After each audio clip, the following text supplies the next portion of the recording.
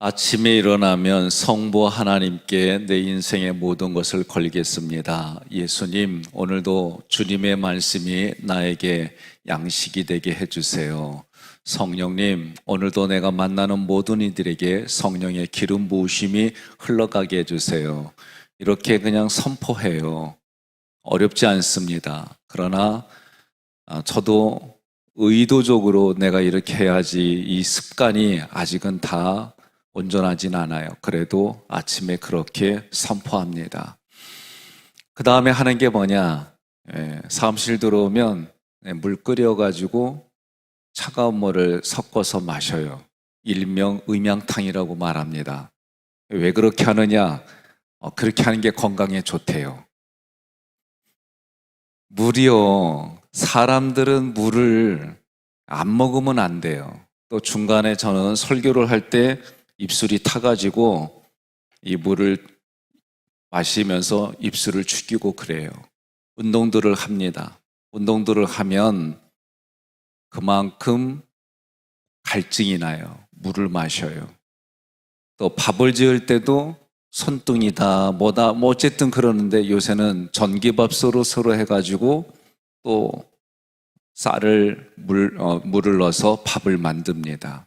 음식을 먹더라도 목에 마르기 때문에 물을 적당히 먹어줘야 돼요.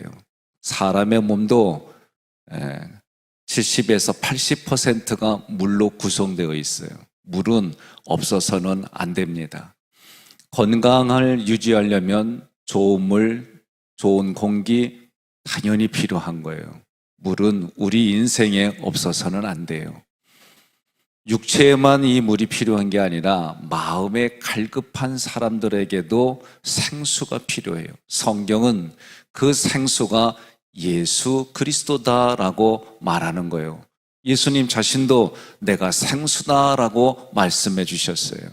사람을 만나더라도 야, 시원하게 어떻게 이렇게 말을 잘하냐? 갈급할 때 야, 너가 생수 같다. 이런 말들을 많이 해요. 옆에 분에게 이렇게 인사하겠습니다. 내가 당신의 영혼의 생수입니다.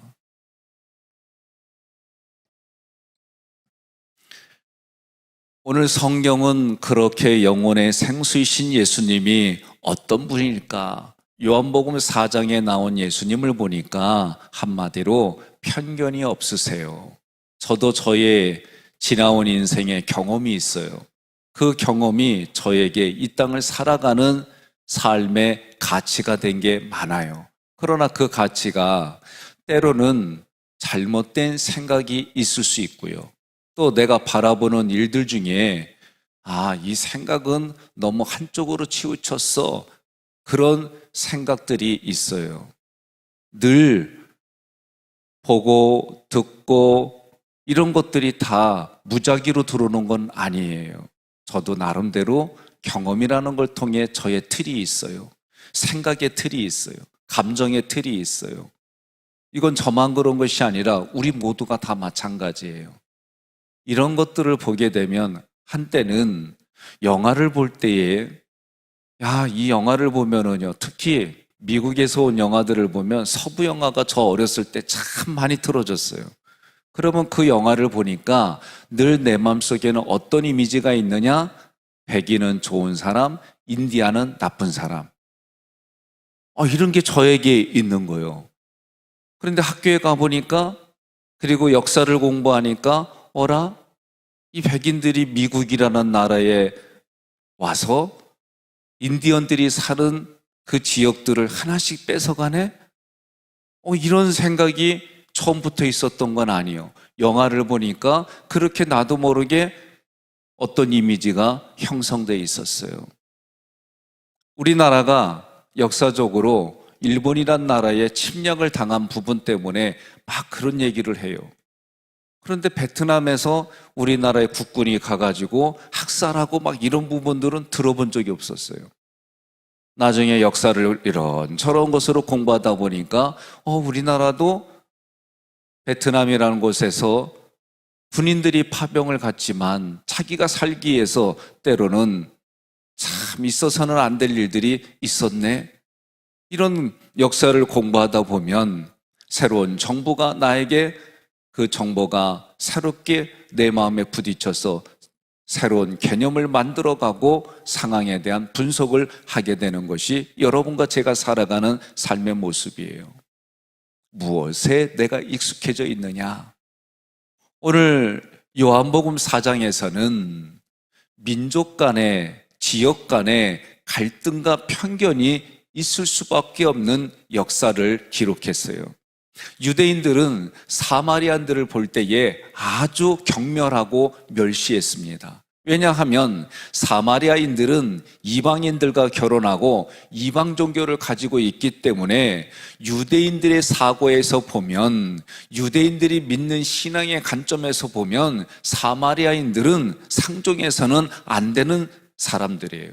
그래서 사마리아인들이 사는 지역을 건너가기 싫어가서 그 사마리아의 지역을 우회해서 걸어갈 정도로, 그러다가 사마리아인들을 만나면 얼굴을 돌리고 침을 뱉어서 아이 재수없게 쟤네들 만났네, 그런 시대의 요한복음 4장이 기록된 거예요. 그런데 그 요한복음 4장에 예수님께서, 그리스도이신 예수님께서 사마리아를 일부러 찾아갑니다. 그것이 요한복음 4장에 기록된 배경입니다. 이 모습을 보면 참 쉽게 부딪히는 일들이에요. 저도 때로는 살아온 인생에서 불편한 사람이 있어요. 그러면 만나는 게 불편해요.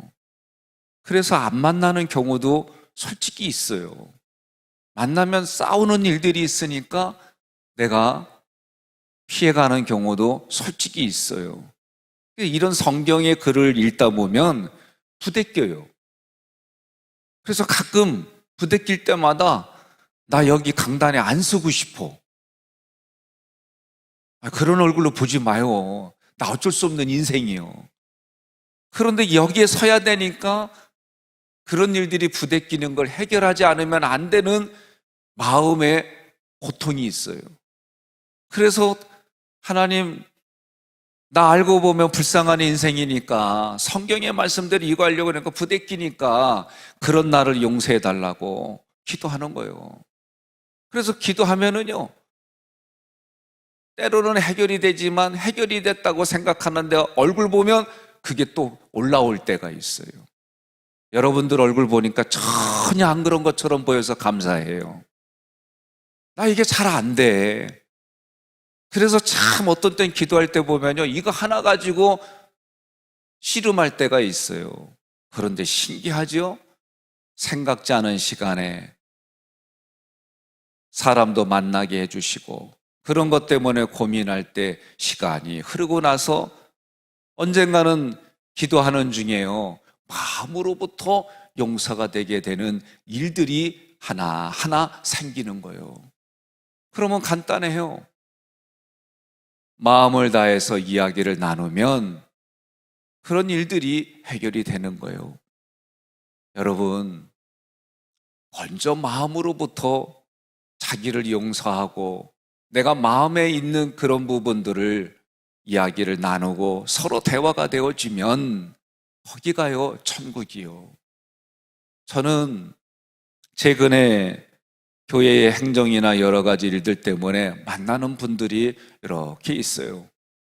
그래서 속에 얘기를 하다 보면 이제 은퇴하기 10년 전으로 남겨져 있는 분들하고 대화를 나누면은요, 좀 생각이 다른 얘기들을 해줘요. 무슨 얘기를 해주느냐? 척지고 살 이유가 없다는 거예요. 남은 인생에 본인들의 생각과 성경의 이야기를 하면 그래도 이 땅을 살아갈 때 뭐냐?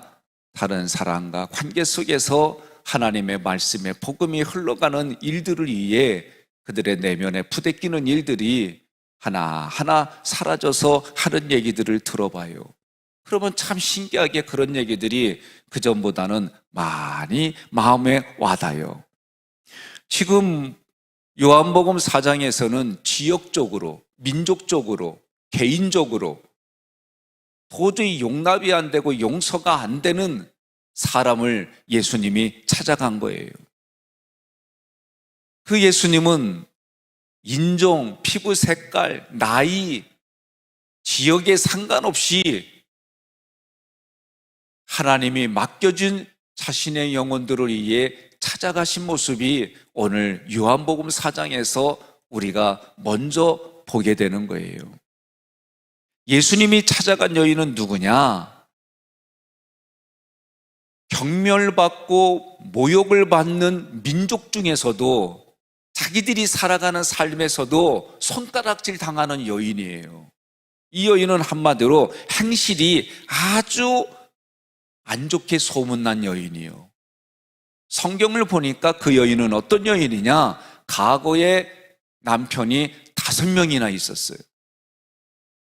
놀라지 않네요. 그리고 지금 사는 남자도 남편이 아닌 남자랑 동거하는 거예요. 그런 여인을 예수님이 찾아가는 거예요. 제자들도 이 여인을 어떻게 볼까? 그런 소리를 들었다면 아주 천하게 여길 그런 여인이었어요. 누구도 찾아가지 않는 여자.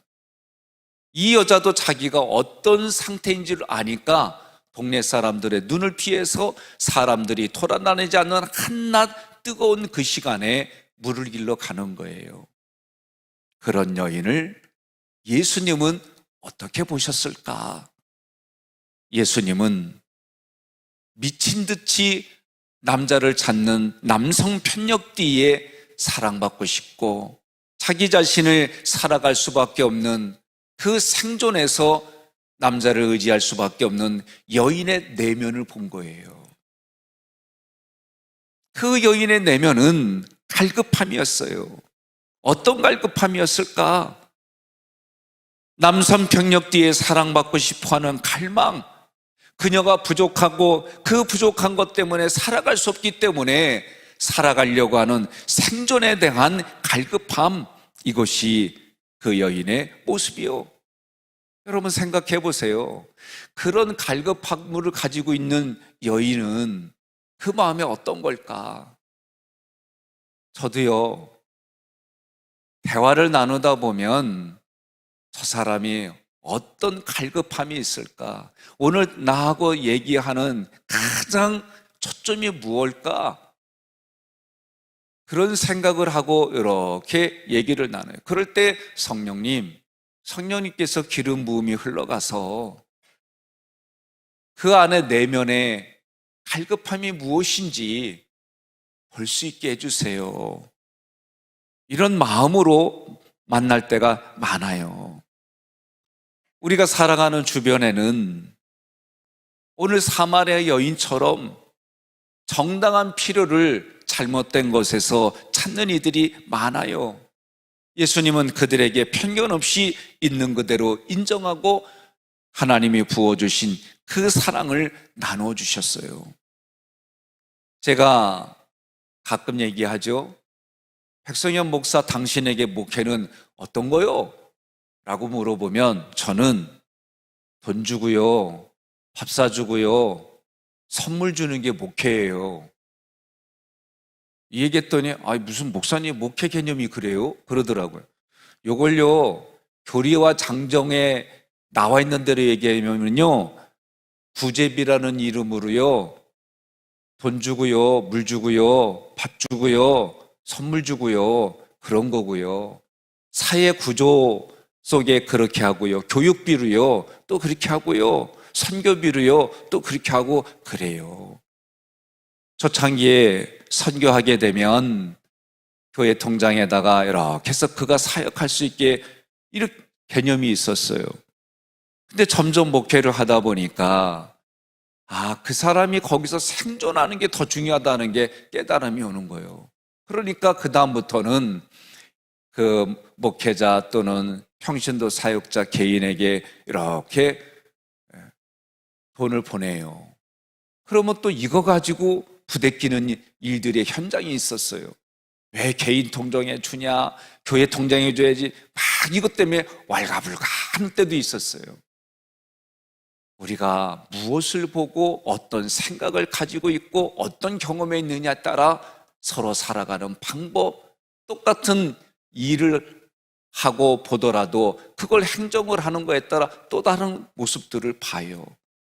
그러다 보니 제가 부목사님들의 관계도 테두리만 정해주고 당신 하나님이 만든 모양대로 하나님의 형상대로 당신 스타일대로 일을 해보셔, 이런 생각을 하게 돼요. 선교가 무엇입니까? 학교에서 선교학을 배우고 공부하고 고민하고 그러는데 하용조 목사님이 선교는 돈입니다, 전혀 생각지 않은 대답을 하는 걸 보면, 아니 무슨 한 교회에 존경받는 분이 저렇게 말하지? 이런 생각을 하다가 현장에서 여러 가지 일들을 찾아가서도 보고 태워지는 거 보니까 무슨 의도로 그렇게 말했는지, 하나님의 가치가 아니라 돈이다 그런 개념이 아니라 하나님의 복음을 전하는 그런 일들 속에 이 일들이 무엇을 통해 하는지, 그리고 무엇이 필요한지 하나씩 하나씩 배우게 되고 고민하게 되는 거예요. 수가성 여인, 사마리아의 수가성이라고 하는 지역의 이 여인은 그가 필요를 느끼는 것을 공급받을 수가 없어요.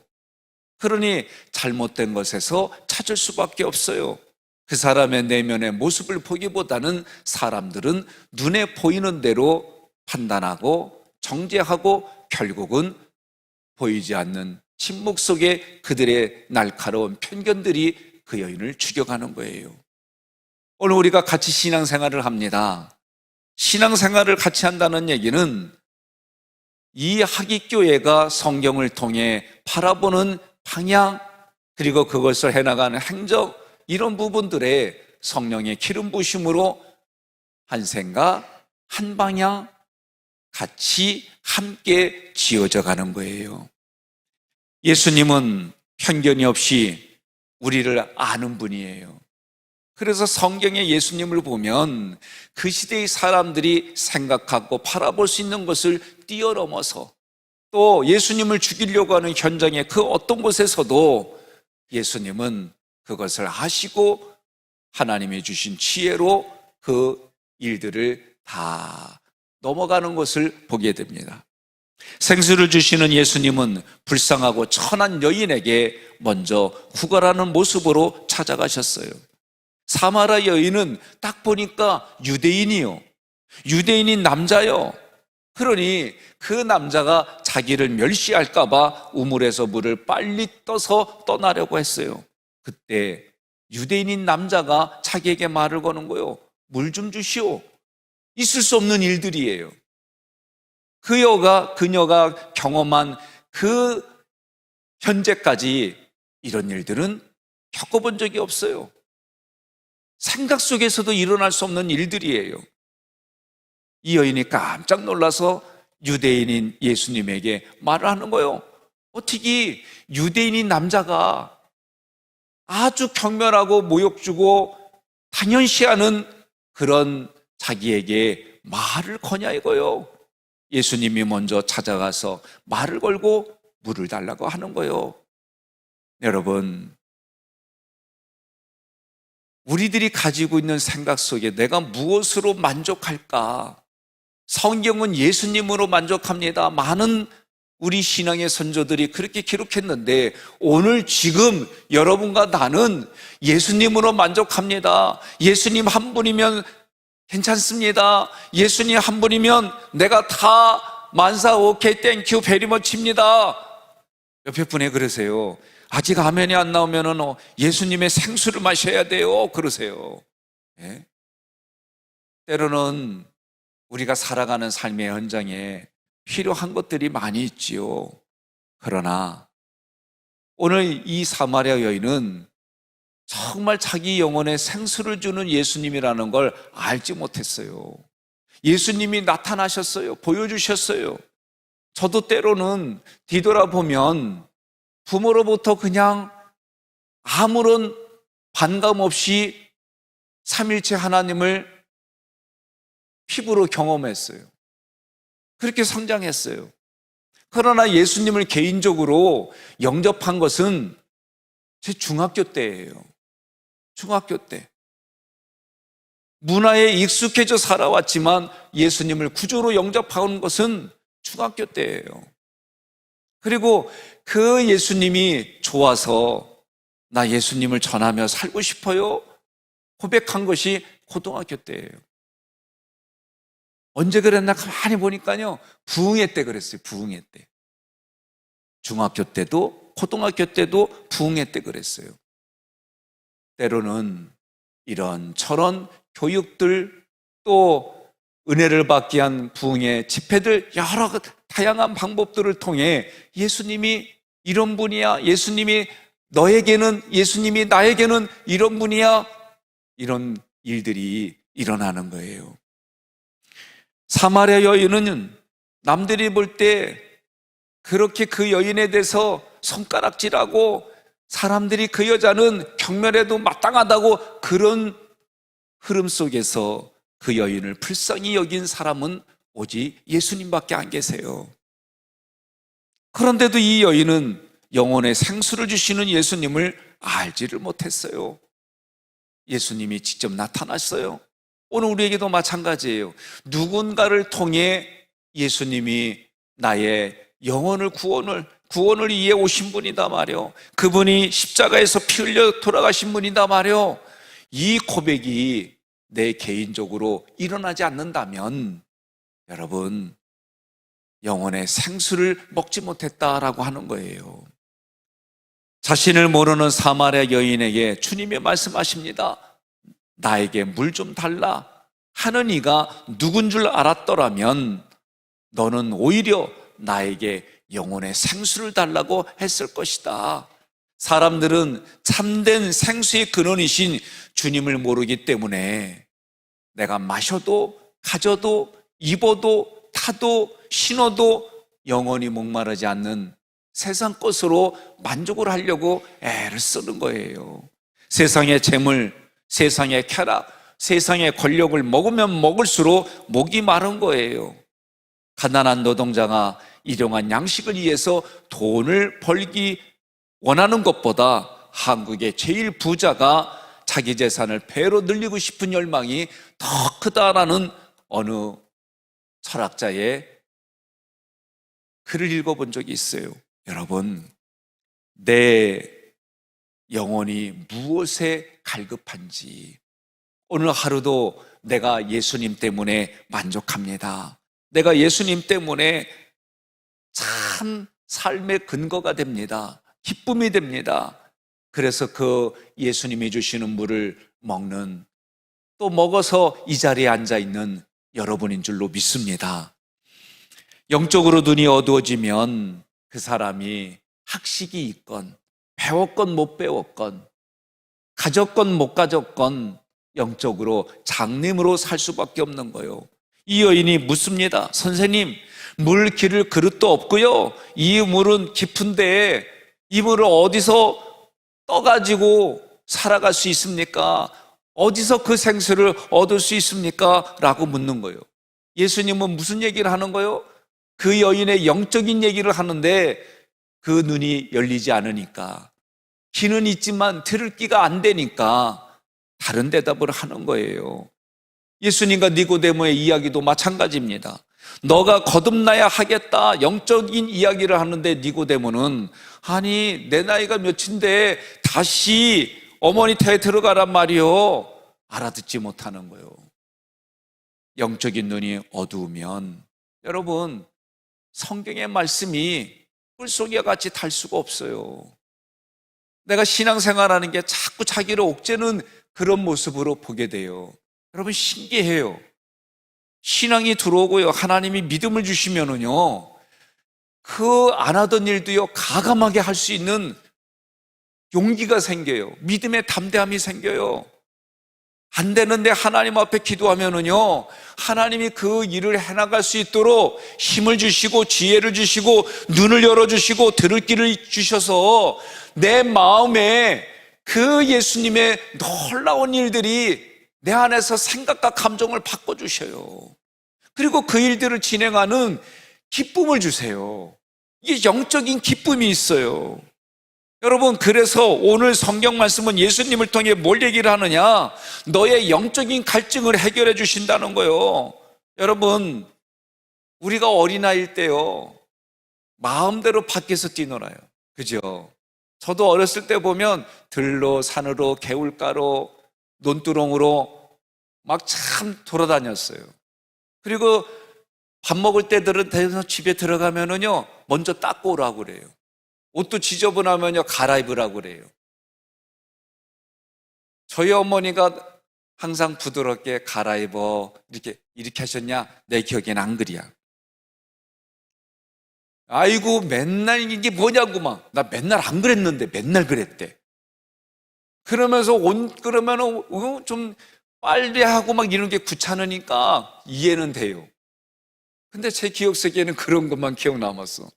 그래서 그런 것들을 이렇게 얘기하고 나니까, 아, 어머니가 나에게 사랑해주고 아껴주고 희생해줬던 기억들이 하나하나 올라오는 그런 일들도 경험하는 거예요. 자, 어찌됐든 옷도 지저분하면 갈아입고 목욕하고 어쨌든 깨끗이 닦고 그리고 밥 먹죠. 오늘 이 여인에게 예수님이 육신도 그렇게 해주는 것처럼 영혼의 죄에 대해서 먼저 회개할 기회를 주는 거예요. 오늘 우리가 예수님을 만난다고 할 때는 이 여인처럼 내가 가지고 있는 거, 그래서 예수님이 이 여인의 과거를 얘기를 하는 거예요. 자기만 알고 있다고 생각했는데 낯선 남자가 자기 과거를 얘기를 해요. 5 남편과 살았었고 지금 있는 남편도 너의 남편이 아니라는 거예요. 이 여인의 근본적인 문제를 지적하는 거예요. 자기 자신의 모든 것을 아는 예수님 앞에 여인이 고백하는 거예요. 당신이 선지자입니다. 그리고 그녀는 예수님께 하나님을 만나는 길이 어떤 것인지 이야기하는 거예요. 그래서 우리는 여기서 예배하는데 유대인들은 예루살렘에서 예배하는데 어떤 것이 옳으냐? 그때 예수님이 해주시는 말씀이에요. 진정한 예배는 이 산도 저 산도 아니고 신령과 진정으로 예배할 때가 오는데 바로 이때이다. 신령과 진정으로 예배하는 때가 이때이다. 그때는 예수님이 메시아가 오는 때인데 그때가 바로 그때 오는 자가 바로 나다라고 지금 말씀해 주시는 거예요. 이 말을 듣고 여인이 눈이 열립니다. 귀가 열립니다. 예수님이 메시아라고 고백했을 때에, 선언했을 때에 제자들도 못 알아봤어요. 예수님이 십자가에 달려 돌아가실 때 다 도망갔어요. 그런데도 이 여인은 그날 만난 날 눈이 열리고 귀가 열렸어요. 이런 은혜가, 이런 깨달음이 여러분과 저의 삶에 있기를 간절히 축복합니다. 이 여인이 어떻게 해요? 동네 사람들의 시선이 싫어가지고 한낮에 물들어 갔던 여인이 예수님을 만났어요. 영혼의 생수를 얻었어요. 이 여인의 삶이 달라졌어요. 어떻게? 자기를 싫어하는 줄 알아요? 자기에게 편견이 있는 줄 알아요? 그 편견이 실제예요? 그런 동네 사람들에게 가서 이 여인이 예수님을 만났다고, 영혼의 생수를 채워주는 예수님을 알게 됐다고 외치는 거예요. 동네 사람들의 시선이 싫고 동네 사람들의 말이 싫고 구설수가 싫고 그래서 도망다녔던 여인이 오히려 그 사람들을 찾아가서 얘기하는 거예요.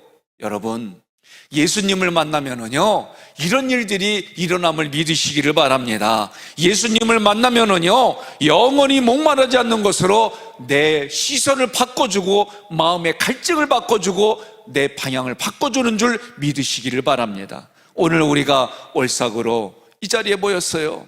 영혼의 생수이신 예수님이 내 마음에 또 다른 보혜사 성령으로 내 안에 계심을 믿으시고요, 오늘 하나님 앞에 드려지는 이 시간, 한 달을 시작하는 이 시간, 남은 생애의 시작을 하는 이 시간, 그 예수님이 여러분과 저에게 구세주이시고 나의 목마른 갈증을 채워주시는 예수님이심을 믿고 선언하셔서 나는 예수님 한 분만으로 만족해요. 나에게 소망이신 예수님 때문에 이 땅을 내가 천국으로 살아요. 내 마음에서부터 그 천국의 확신과 누림으로 나와 만나는 이들에게 그 생수를 나눠주는, 내 육체의 배에서 생수가 흘러가는, 그래서 이 한 달 남은 생애에 하나님께 영광 돌리는 여러분과 제가 되기를 주님의 이름으로 축복합니다.